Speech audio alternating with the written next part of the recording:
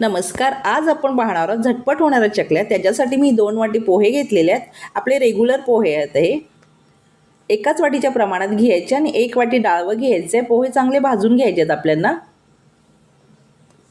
इथे मी पोहे चांगले भाजून घेतलेत, लालसर नाही करायचे आहेत. डाळवंही भाजून घ्यायचे आणि मिक्सरमध्ये आपल्याला वाटून घ्यायचे, याची पावडर करून घ्यायची. हे बघा, डाळवंही भाजून घेत आहे आणि मिक्सरमधून मी याची पावडर हे बघा, डाळवंही भाजलं गेलेलं आहे. मिक्सरमधून मी ह्याची पावडर करून घेणार आहे आणि आपल्याला चाळून घ्यायचं आहे. इथे मी पुरणाच्या चाळणीने चाळलेलं आहे, छान चाळलं जातं.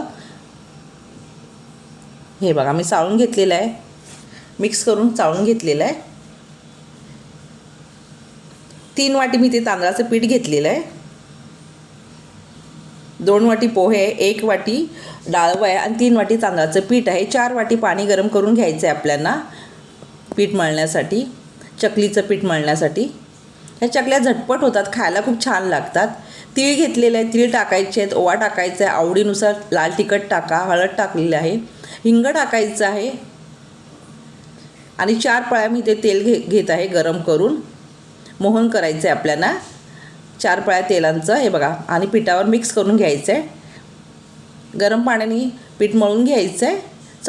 चमच्याचा वापर केलेला आहे, पीठ हाताला चटके लागतील म्हणून. हे बघा, नंतर पीठ तुम्ही मळून घ्या. पीठ मळून झाकून ठेवून द्या, 5 मिनटं झाकून ठेवून द्या आणि नंतर चकल्या काढायला घ्या. छान असं मळून झालेलं आहे पिठी. आता मी इथे चकल्या दाखवत आहे.